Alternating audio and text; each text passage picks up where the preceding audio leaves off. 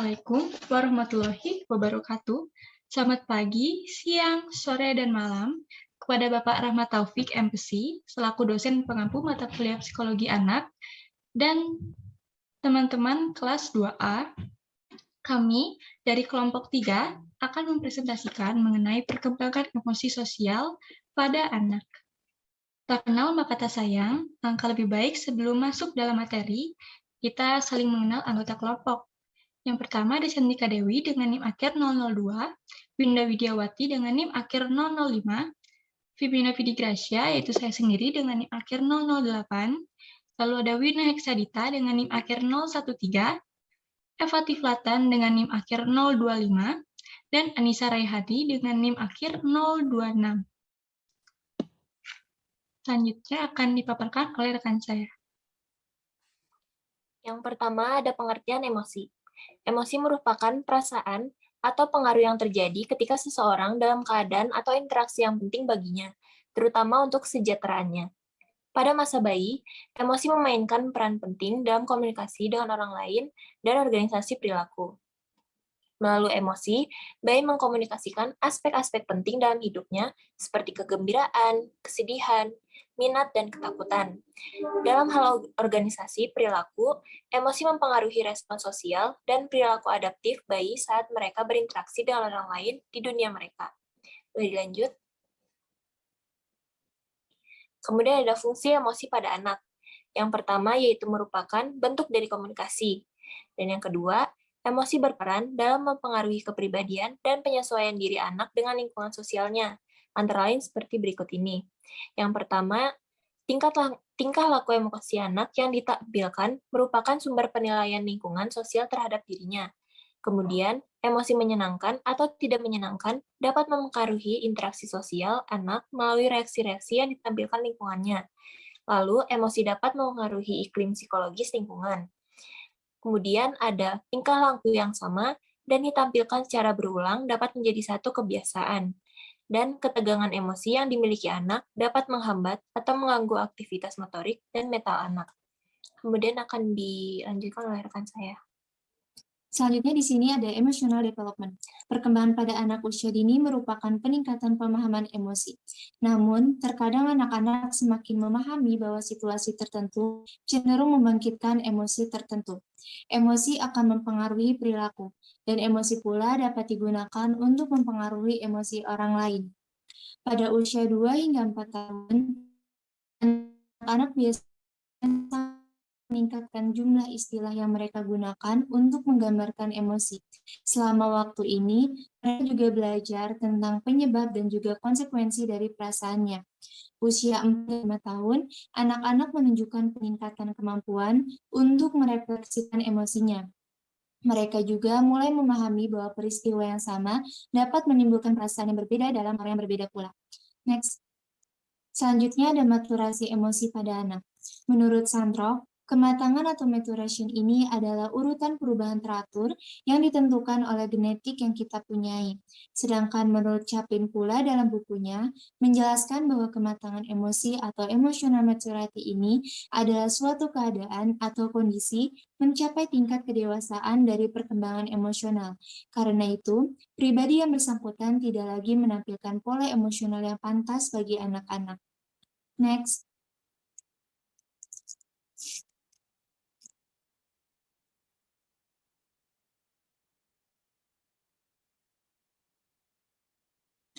Kemudian menurut Dr. Fadil dalam Wardani 2011 pula mengatakan adanya aspek-aspek kematangan emosi. Yang pertama itu adanya realitas. Berbuat sesuai dengan kondisi, mengetahui dan juga menafsirkan permasalahan tidak hanya dari satu sisi saja. Yang kedua, mengetahui mana yang harus didahulukan. Mampu menimbang dengan baik di antara beberapa hal di dalam kehidupan, mengetahui mana yang terpenting di antara yang penting, serta tidak mendahulukan permasalahan yang kecil dan juga mengakhiri masalah yang besar. Yang ketiga, mengetahui tujuan jangka panjang, diwujudkan dengan kemampuan mengendalikan keinginan ataupun kebutuhan demi kepentingan yang lebih penting pada masa yang akan datang. Yang keempat, menerima tanggung jawab dan menunaikan kewajiban dengan teratur. Seperti anak-anak akan optimis dalam melakukan tugas dan juga mampu hidup di bawah aturan tertentu. Yang kelima, menerima kegagalan. Bisa menyikapi kegagalan dan juga dewasa dalam menghadapi segala kemungkinan yang tidak menentu, guna mencapai sebuah kemakmuran, serta mencurahkan segala potensi guna mencapai tujuan. Yang keenam, hubungan emosional. Seseorang tidak hanya mempertimbangkan diri sendiri, tapi juga mulai membiarkan pertimbangannya pada orang lain, pencarian yang serius tentang jati diri, serta komunitas sosial. Dan yang terakhir itu ada bertahap dalam memberikan reaksi, yakni mampu mengendalikan saat kondisi kejiwaan itu mulai memuncak. Mulai dilanjut. Baik, selanjutnya ada early emotion atau emosi awal yang akan dimunculkan oleh anak. Menurut Michael Lewis, dibedakan menjadi dua, yaitu primary emotion dan self-conscious emotion.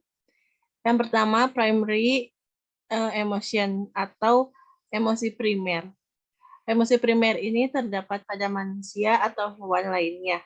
Emosi ini muncul pada 6 bulan pertama perkembangan bayi. Emosi primer ini meliputi kejutan, minat, kegembiraan, kemarahan, kesedihan, ketakutan, dan rasa jijik yang dirasakan oleh anak. Selanjutnya, self-conscious emotion atau kesadaran emosi diri pada anak. Emosi ini memerlukan kesadaran diri yang melibatkan kesadaran dan rasa tentang saya. Emosi ini meliputi kecemburuan, empati, rasa malu, kebanggaan, rasa bersalah. Sebagian besar terjadi pada usia tahun pertama dan tahun kedua. Jadi selanjutnya akan dilanjutkan oleh rekan saya. Baik, selanjutnya ada mengenai ekspresi emosional pada anak. Emosi seperti kesedihan, kegembiraan, dan ketakutan adalah reaksi subjektif terhadap pengalaman yang berhubungan dengan perubahan fisiologi dan perilaku. Dalam buku Papalia halaman 178 dikatakan bahwa budaya merupakan salah satu faktor yang mempengaruhi tubuh kembang anak, termasuk bagaimana anak membaca situasi sekitar dan menunjukkan emosi mereka. Berikut dalam tabel yang terdapat pada buku Papalia mengenai perkembangan psikososial bayi dan anak. Pada usia 0-3 bulan, karakteristik bayi terbuka terhadap rangsangan, mereka mulai menunjukkan minat dan rasa ingin tahu, dan mereka juga tersenyum dengan mudah pada orang-orang. Lalu pada usia 3-6 bulan, bayi dapat mengantisipasi apa yang akan terjadi dan mengalami kekecewaan ketika tidak sesuai ekspektasinya. Lalu mereka menunjukkan ini dengan menjadi marah atau bertindak hati-hati. Mereka menjadi sering menangis, tersenyum, dan tertawa. Ini adalah saat kebangkitan sosial dan awal pertukaran timbal balik antara bayi dan pengasuh. Lalu ada di saat usia 6-9 bulan, karakteristik bayi memainkan permainan sosial dan mencoba untuk mendapatkan tanggapan dari orang-orang. Mereka berbicara, menyentuh, dan membujuk bayi lain agar mereka merespon. Mereka juga mengekspresikan emosi yang lebih berbeda, menunjukkan kegembiraan, ketakutan, kemarahan, dan kejutan. Pada usia 9-12 bulan, bayi sangat sibuk dengan pengasuh utama mereka, mungkin menjadi takut pada orang asing dan bertindak tenang dalam situasi baru.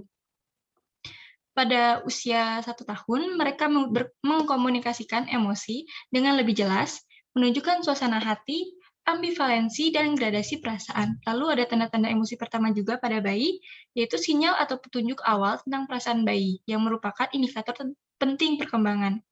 Rasa koneksi mereka tumbuh saat pesan yang mereka sampaikan ini mampu berpartisipasi dan memunculkan respon dan tanggapan yang sesuai harapan mereka. Mereka menjadi lebih mampu secara aktif dalam mengatur keadaan gairah dan kehidupan mereka. Pada studi penelitian juga terdapat 2 tanda emosi pertama. Yang pertama adalah menangis. Ketika mereka menginginkan sesuatu, pasti mereka melengek atau menangis. Ini adalah cara yang paling sering dan cara yang paling ampuh atau satu-satunya cara bagaimana bayi berkomunikasi dengan baik. Dan dalam studi penelitian juga dikatakan terdapat 4 jenis tangisan bayi, yaitu ada lapar, marah, sakit, juga frustasi. Lalu tanda yang kedua ada tertawa dan senyum. Ketika mereka merasa ramah, mereka tersenyum atau tertawa. Senyum samar paling awal terjadi secara spontan. Senyum tidak sengaja ini sering dimunculkan selama periode REM. Boleh selanjutnya? Lalu ada bentuk emosi. Pada usia 0-2 tahun, rasa senang dan tidak senang.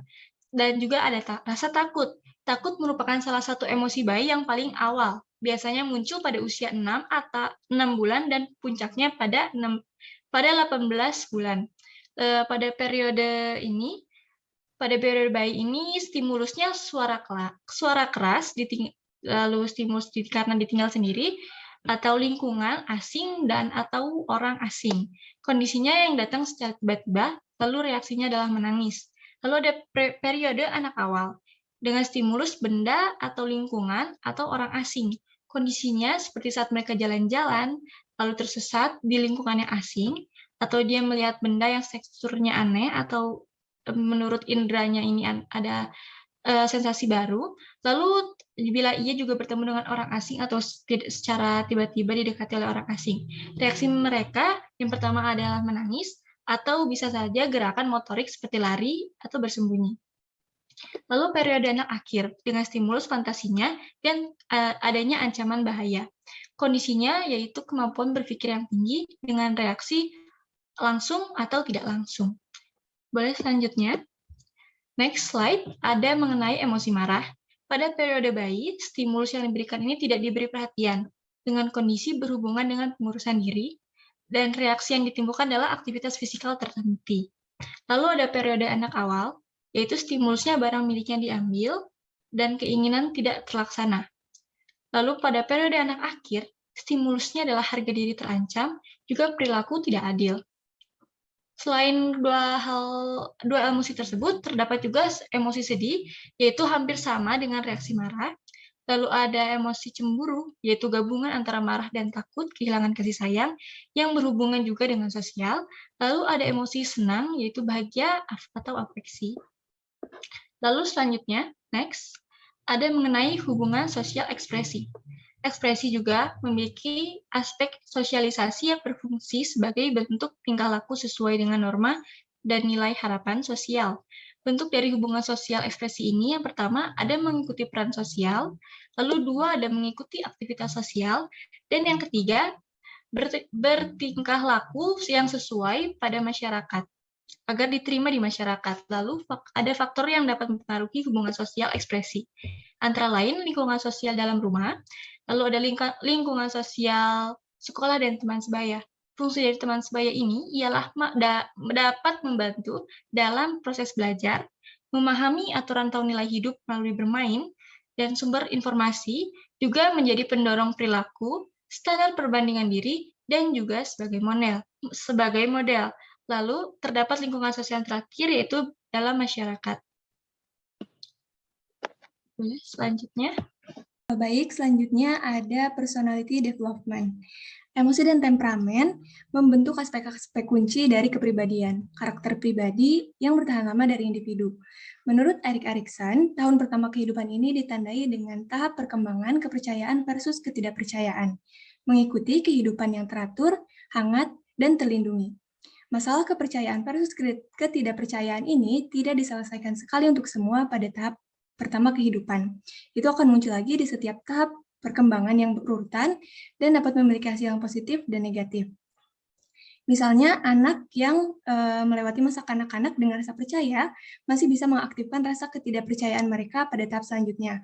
Mungkin jika orang tua mereka berpisah atau bercerai dengan keadaan konfliktual. Selanjutnya, kemandirian merupakan tema sentral di tahun kedua kehidupan. Erikson menekankan bahwa di tahun kedua kehidupan ini ditandai dengan tahap otonom versus rasa malu dan ragu. Selanjutnya ada temperamen. Temperamen merupakan gaya bertingkah laku dan respon emosional individu yang khas. Karakteristik fisiologis berkaitan dengan temperamen yang berbeda. Anak-anak mewarisi fisiologis yang membuat mereka memiliki temperamen tertentu, tetapi melalui pengalaman mereka belajar mengubah gaya temperamen mereka sampai tingkat tertentu. Selanjutnya ada 3 tipe dasar temperamen, yaitu ada easy child, ada difficult child, dan slow to warm child. Di easy child itu dia suasana hatinya positif, lalu rutinitasnya teratur dan cepat, cara meresponnya baik, dan cara beradaptasinya mudah. Lalu di difficult child itu suasana hatinya negatif, sering menangis, lalu rutinitasnya tidak teratur, cara meresponnya itu buruk, dan cara beradaptasinya itu lambat. Yang terakhir ada slow to warm up child. Suasana hatinya itu positif dan negatif, lalu rutinitasnya lebih teratur dari difficult child, tapi kurang teratur dari easy child. Lalu cara meresponnya itu perlahan dan cara beradaptasinya itu bertahap. Selanjutnya akan dijelaskan oleh rekan saya. Selanjutnya ada gaya pengasuhan yang dilakukan oleh orang tua. Ada 4 jenis gaya pengasuhan yang dapat dilakukan oleh orang tua. Yang pertama itu pengasuhan otoriter, atau sering disebut dengan pengasuhan pembatasan, di mana gaya hukuman orang tua ini berfungsi untuk mendorong anak mengikuti arahan mereka dan menghormati pekerjaan dan usaha mereka. Yang kedua ada pengasuhan otoritatif, di mana orang tua mendorong anaknya untuk mandiri, tetapi tetap membatasi dan mengontrol tindakan yang dilakukan oleh anak. Yang ketiga ada pengasuhan yang lalai, di mana orang tua tidak terlibat sama sekali dalam kehidupan anak. Anak-anak cenderung tidak kompeten secara sosial, di mana orang tua mendukung, memiliki kontrol diri yang buruk dan tidak menangani kemandirian dengan baik. Mereka sering memiliki harga diri yang rendah, tidak dewasa, dan mungkin bersaing di dalam keluarga. Jadi yang keempat, itu pola asuh yang memanjakan, di mana orang tua sangat terlibat dengan anak-anaknya, tetapi memberikan sedikit tuntutan atau kontrol kepada mereka. Orang tua seperti itu membiarkan anak-anak mereka melakukan apa yang anak inginkan. Akibatnya, anak-anak tidak pernah belajar untuk mengandalkan perilaku mereka sendiri dan selalu berharap mendapatkan apa yang mereka inginkan. Selanjutnya dilanjutkan oleh rekan saya. Baik, selanjutnya ada peer relation. Jadi fungsi peer relation yang penting adalah menyediakan sumber informasi dan perbandingan tentang dunia di luar keluarga. Anak-anak menerima umpan balik tentang kemampuan mereka dari sekelompok sebayanya. Hubungan teman sebaya yang baik membantu perkembangan sosio-emosional yang normal. Anak yang menarik diri dan ditolak oleh teman sebaya atau korban dan merasa kesepian beresiko depresi, sehingga anak akan agresif dengan masalahnya sendiri, termasuk kenakalan dan putus sekolah. Boleh dilanjut? Selanjutnya ada play atau bermain. Sejumlah besar interaksi teman sebaya masa kanak-kanak melibatkan permainan, tetapi permainan sosial hanyalah satu jenis permainan. Bermain adalah aktivitas yang menyenangkan di masa anak-anak terlibat untuk kepentingannya sendiri dan fungsi serta bentuknya bervariasi. Freud dan Erikson mengatakan, bermain merupakan aspek penting dalam perkembangan anak. Bermain membantu anak menguasai kecemasan dan konflik. Karena ketegangan berkurang dengan bermain, anak-anak dapat mengatasi dengan lebih efektif dengan masalah hidup. Bermain memungkinkan anak untuk mengeluarkan energi fisik yang berlebihan dan melepaskan ketegangan yang terpendam. Sekian dari saya, dikembalikan ke moderator. Baik, terima kasih rekan-rekan saya telah melamparkan materi dengan baik. Dan sekian juga dari kami. Mohon maaf apabila terdapat kesalahan dalam presentasi kami. Terima kasih atas perhatian Bapak, Ibu, dan teman-teman. Wassalamualaikum warahmatullahi wabarakatuh.